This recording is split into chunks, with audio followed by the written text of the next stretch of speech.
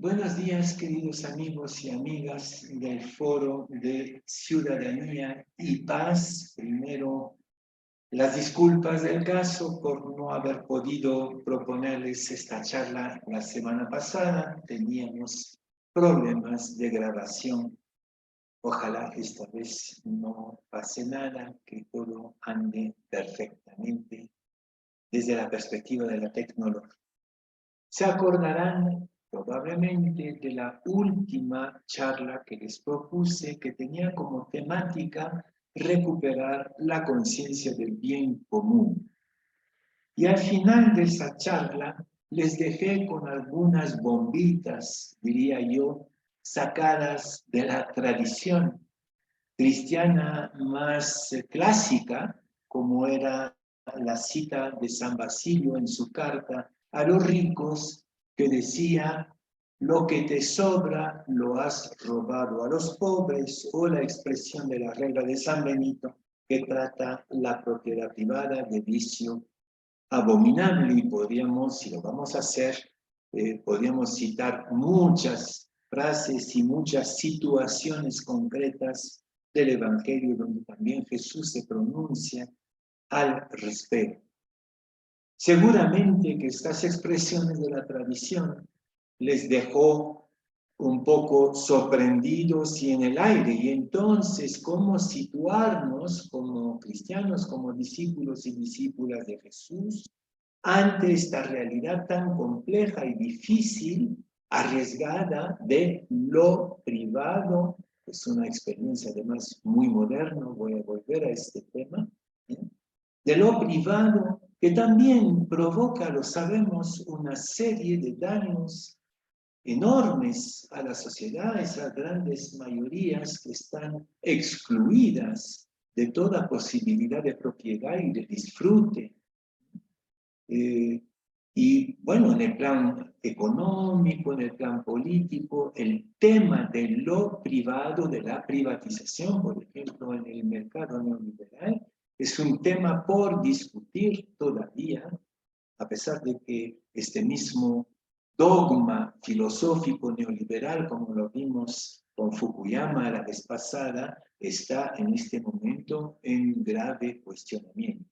Bien, entonces para empezar, quisiera conectar justamente con estas cosas que dijimos al final de la charla anterior, precedente, y partiría de esta afirmación que hice como un eslogan, como un hilo conductor la vez pasada: no existe bien que no sea común, ni bien material, ni bien intelectual, ni bien físico, moral, cultural. Podríamos añadir todos los espacios donde podemos conseguir bienes o vivir algo que es bueno. Ningún bien, no hay ningún bien que no sea común. Incluso tu inteligencia, tu salud, la recibiste de una herencia genética en primer lugar, pero incluso teniendo una herencia genética favorable, digamos, si no son otros, tus papás, la sociedad, quienes cuidan esta herencia, no se va a poder desarrollar, lo sabemos perfectamente. Y ahí me quiero referir a dos expresiones de San Pablo.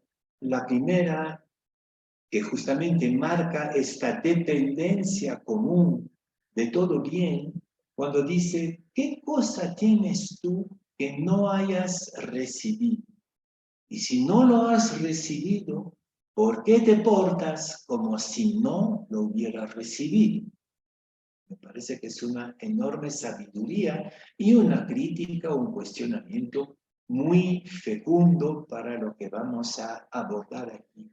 Pero también San Pablo en otro lugar dice: no llevarás nada contigo. Y por lo tanto, los bienes de los que puedes disfrutar o que utilizas o que consideras como tuyos son simplemente prestados y confiados. Es como si la colectividad te lo hubiera confiado, las parábolas de los talentos, por ejemplo, ¿no? O Dios te lo ha confiado a través de una herencia genética o de un misterio carismático, también podemos decir, ¿no? También los carismas que puedas tener, que puedan ser extraordinarios y que no dependen necesariamente de tu herencia, si los recibiste misteriosamente del gran otro, del propio Dios, y tendrás que devolverlo dentro de muy poco tiempo, porque en el fondo el transcurso de una vida humana, donde podemos disfrutar y desarrollar estos bienes confiados y prestados, pues esta vida humana es sumamente corta. Creo que a partir de ahí podemos cuestionar la cuestión, de cuestionar el tema, la noción misma de lo privado de cara a los destrozos neoliberales actuales del individualismo y del ego absolutista, ¿no? Cuando el ego se vuelve la única preocupación de nuestra aventura humana con su afán de poder ilimitado. Es el momento, creo, de replantear, en vista a una nueva ciudadanía, siempre, ¿no? De replantear el lugar del individuo, el lugar del ego y de la propiedad, que es parte de este egocentrismo, egolatría, en la tradición cristiana. Si lo decimos de manera repetida, de charla en charla, la ciudadanía creyente es un desafío profético desde una visión utópica. Cuando digo utópica quiere decir que no existe todavía, ¿no? Es como una especie de inspiración, algo idílica, que sería la primera comunidad cristiana, ¿no? Como se la describe en los Hechos de los Apóstoles. Hace pocos días tuvimos este famoso capítulo 4 de los Hechos de los Apóstoles, donde se describe la comunidad cristiana, eclesial, ideal, que evidentemente nunca existió, pero que es como la inspiración de toda construcción común, de todo bien común en la tradición evangélica.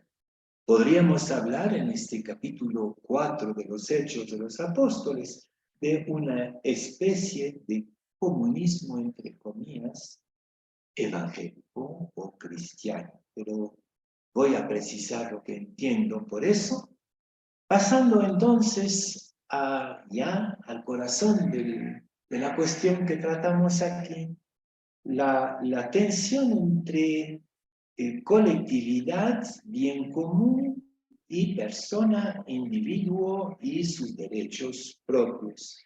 Y voy a poner como el título esta vez la frase justamente de este capítulo 4 de los Hechos: todo lo tenían en común, todo lo tenían en común. Nadie consideraba suyo propio nada, dice ese capítulo 4 de los Hechos de los Apóstoles. Y por lo tanto, como todo lo compartían, no habían necesitados, no habían pobres entre ellos, ya que todos recibían lo necesario de los apóstoles. De nuevo, esto nunca existió, porque algunos capítulos después, en los mismos Hechos de los Apóstoles, vemos que los conflictos sobre propiedad surgen como en cualquier grupo humano. Pero tomo este capítulo 4 como inspiración de lo que quiero recorrer ahora. Quisiera señalar, en primer lugar, lo que llamaría una falsa y perversa oposición que hacemos muchas veces, o por lo menos se hizo muchas veces en modernidad, quizás cambió un poco en postmodernidad, la falsa y perversa oposición entre colectivismo, como lo practicó, por ejemplo, el comunismo histórico real de la Unión Soviética o todavía en Corea del Norte, que excluye al individuo, eso sería el colectivismo histórico, ¿no? Que excluye todo derecho particular del individuo, o por lo menos lo reduce a lo mínimo, y por otra parte, el individualismo craso, este individualismo consumerista que conocemos hoy, que excluye completamente a la colectividad. Y vemos toda una serie de reacciones, en particular en las redes sociales, que expresan este individualismo enfermizo, consumerista, este ego bulímico, ¿eh?, del consumo, que tiene que excluir entonces todo límite que vendría de otros, de la colectividad. Eso tiene que ver con toda la cuestión del bien común que hemos tratado ya. Pero entonces, oponer colectividad e individuo me parece perverso y destructor justamente de una posibilidad de convivencia. Frente a esta amenaza de oposición, creo que es urgente trabajar lo que llamaría un doble proceso de construcción humanista. Hablo de construcción porque no es innato. Lo que voy a proponer aquí no es innato. Creo que al contrario, el egocentrismo, la egolatría, la bulimia del ego podría ser más innata que lo que voy a proponer acá. El vivir juntos, la convivencia humana armoniosa, depende de una construcción voluntaria y muchas veces voluntarista. Digo voluntarista, quiere decir que va a contracorriente de tendencias instintivas y espontáneas, ¿no? Entonces, un doble proceso de construcción a la vez del individuo y de la colectividad. ¿Cómo uno se vuelve individuo y después persona? Cuando pasamos del estado de objeto, el bebé recién nacido es un objeto prácticamente, y este objeto solo es pura necesidad. Por eso decías, todo lo has recibido de otros, de tus papás, de tu tradición, de tu comunidad. Este objeto se vuelve poco a poco sujeto de su propia historia. Y creo que toda la historia justamente de la humanidad consiste en esta conquista de la subjetividad, es decir, de ser un sujeto activo en medio del conjunto de la realidad humana, cultural, social, cósmica. Uno se vuelve poco a poco sujeto de su propia historia. Y podemos decir que este proceso de individuación es la tarea de la comunidad, de la familia, de la escuela, de la iglesia, en fin, ¿no? Es este terruño común que nos hace poco a poco sujetos de nuestra propia historia, es el proceso de individuación, y eso culmina en la recepción del nombre.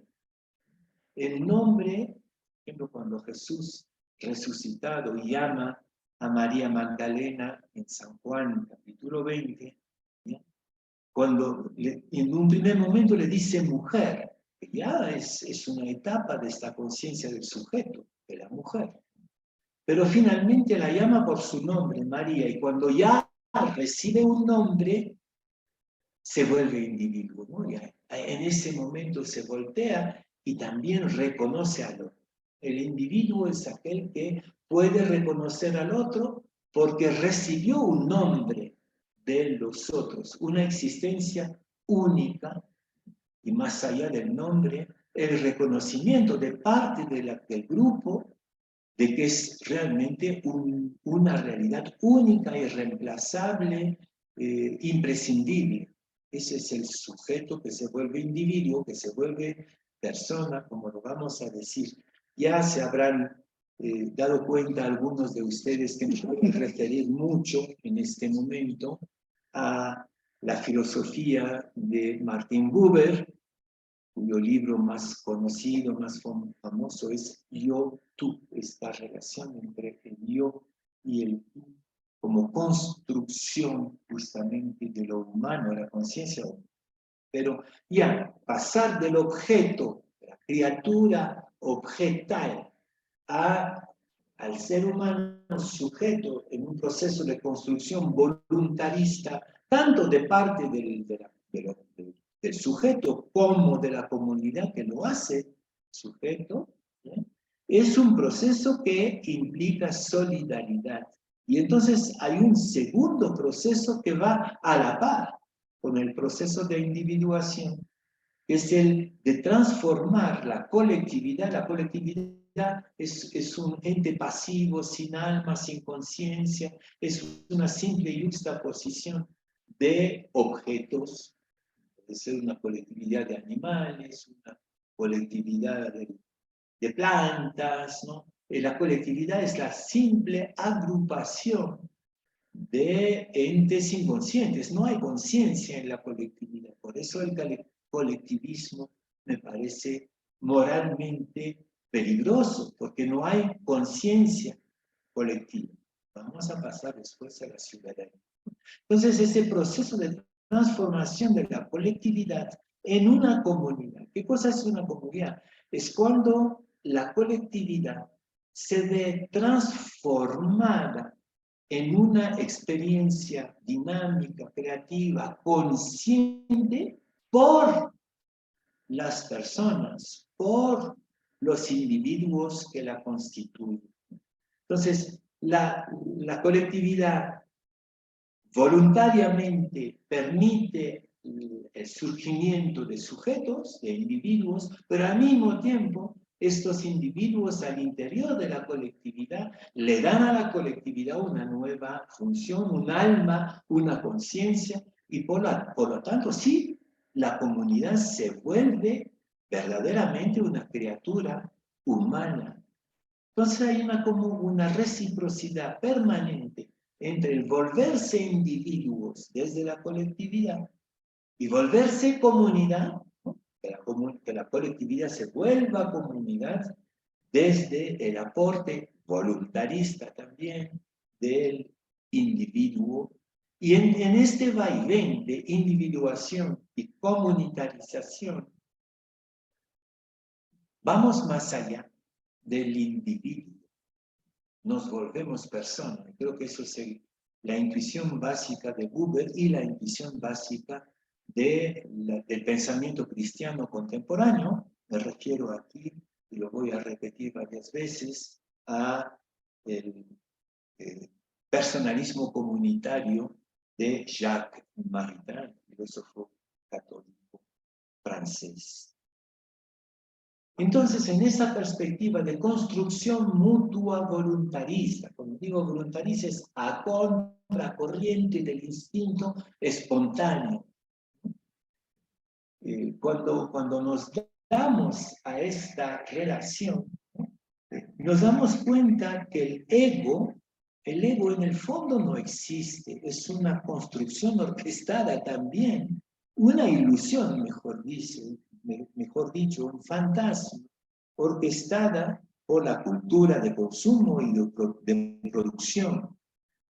El yo, más bien, es la superación de esta ilusión egocéntrica en una dinámica solidaria entre individuos que van construyendo una colectividad con alma, es decir, con conciencia, una comunidad.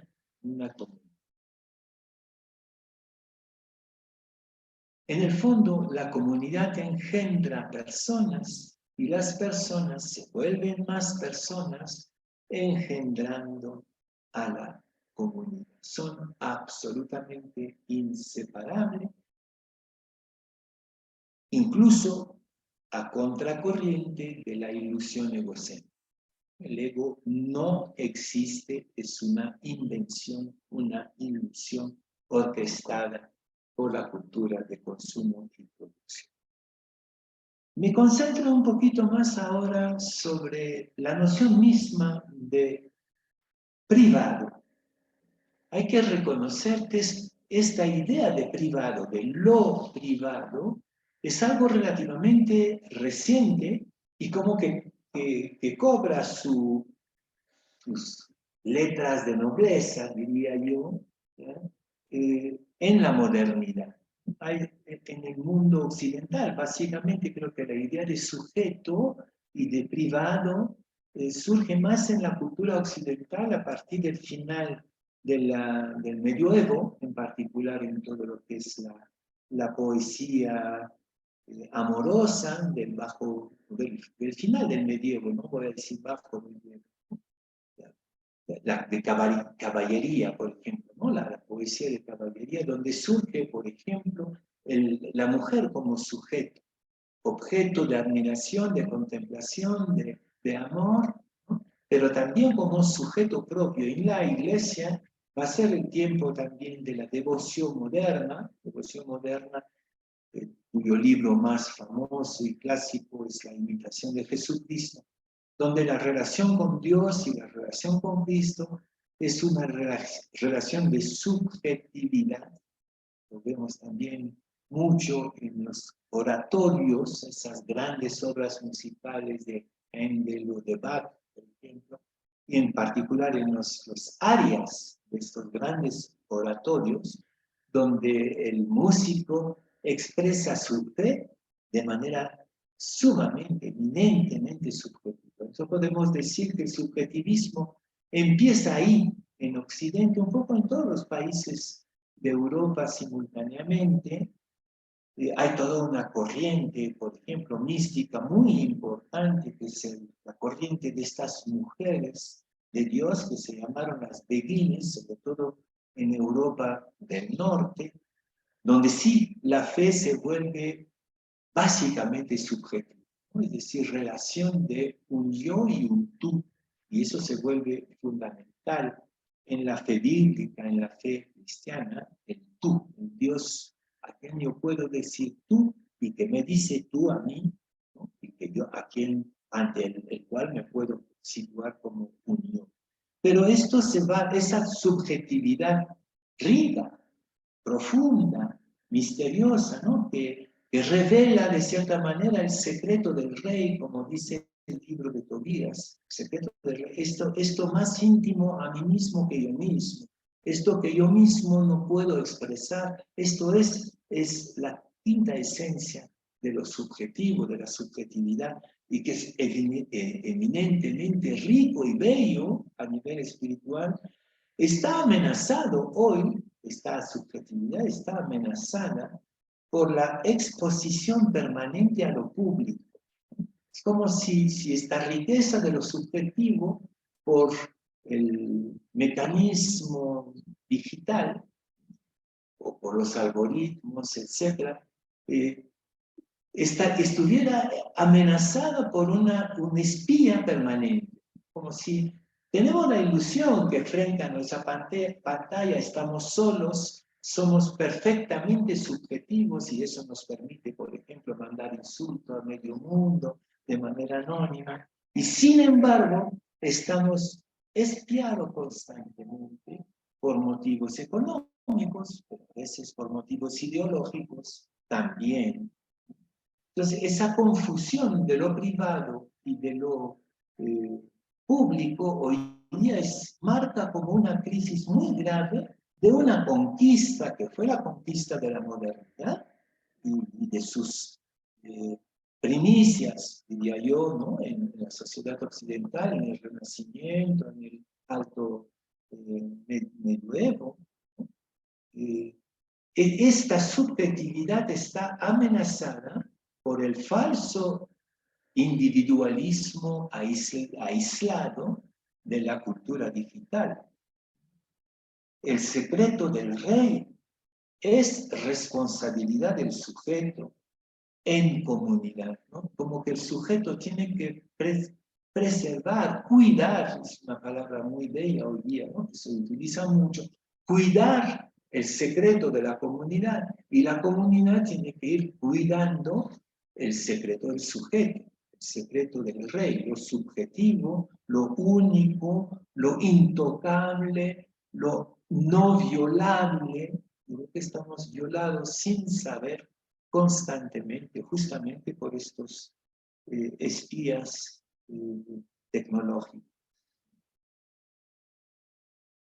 En la perspectiva de la fe, lo privado, el espacio privado propio, diría yo, ¿no? El espacio propio que es confiado, prestado, encomendado al individuo, a la persona, sí es una condición de la libertad. Solo desde tu espacio propio, desde el aposento de tu secreto del rey, o lo que Santa Teresa llama las moradas. Tú pasas de una morada a otra. La morada es tu subjetividad, tu experiencia de yo-tú con los demás, con el mundo, con Dios, contigo misma. Este espacio propio, privado, es la condición de la verdadera libertad de la persona. Hay situaciones de pobreza y de miseria donde no queda ninguna posibilidad de espacio propio, de espacio privado para meditar, para trabajar, para sentir. Y bien, eso es un atropello a un derecho humano fundamental e incluso a la libertad de creación. Pero este espacio propio necesario a tu libertad es provisional y limitado. Provisional y limitado. Creo que la bulimia individualista de hoy busca ensanchar al infinito este espacio propio y privado hasta excluir completamente la comunidad. El espacio propio es el regalo que te hace la comunidad para que puedas crecer en libertad, es decir, puedas cuidar el secreto tuyo, tu propio secreto del rey, dentro de tu espacio, pero no está para extenderlo. Creo que ahí está la gran diferencia con una cierta ideología neoliberal de hoy. Entonces, podemos concluir que la propiedad privada es un derecho limitado y condicionado por el bien común. Es algo que la comunidad te entrega y respeta, pero también limita.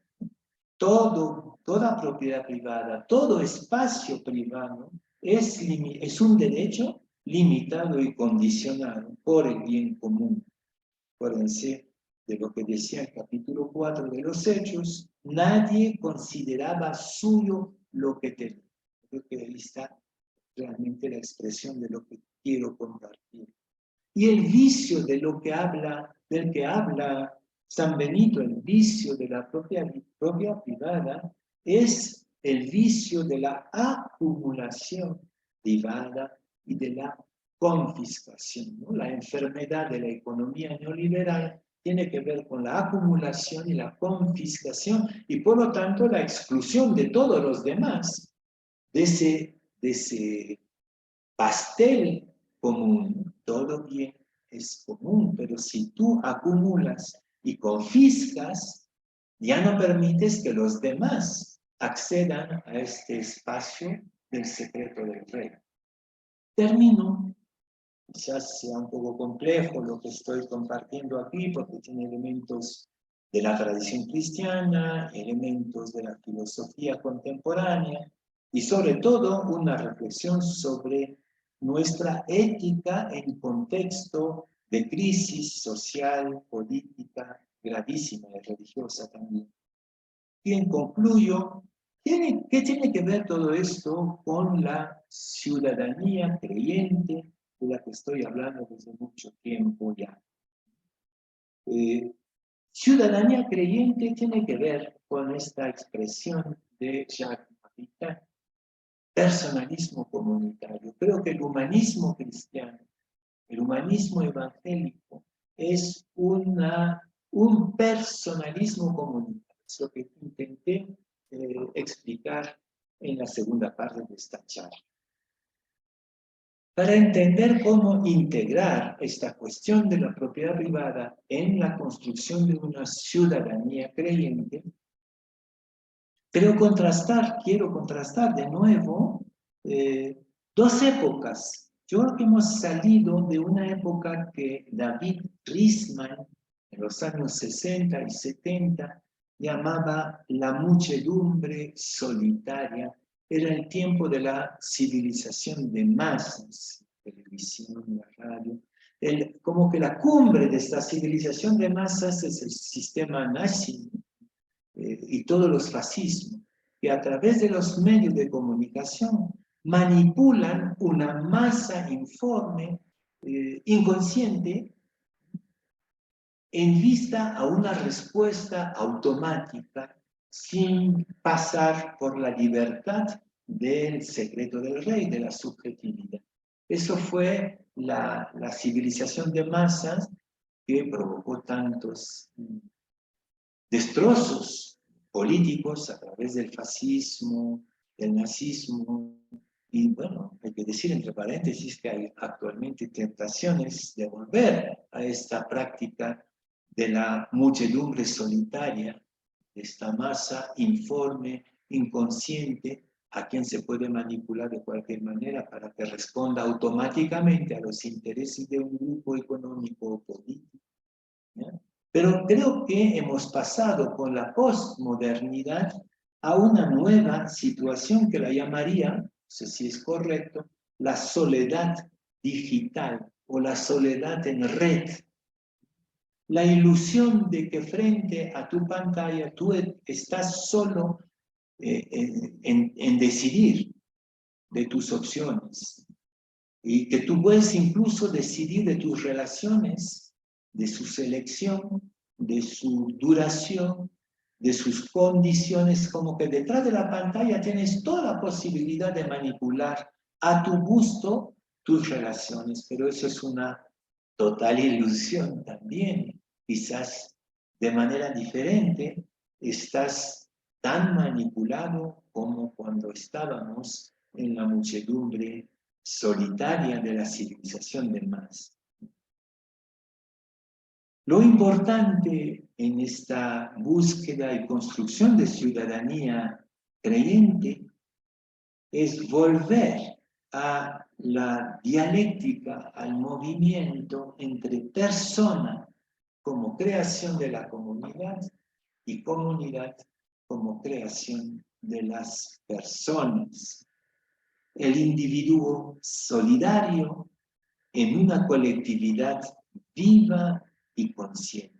Creo que es eso la ciudadanía creyente, ¿no? Es un individuo solidario con una colectividad viva y consciente. Una nueva ciudadanía comunitaria, personalizante, una comunidad de comunidades en la diversidad, y sabemos que la diversidad es uno de los temas candente en el debate social y cultural de hoy, cómo integrar nuestra diversidad en un mundo globalizado. Es lo que deseo que podamos ir pensando y construyendo juntos, juntas, desde nuestras comunidades y desde el aprecio y el cuidado mutuo del secreto del rey que está escondido en cada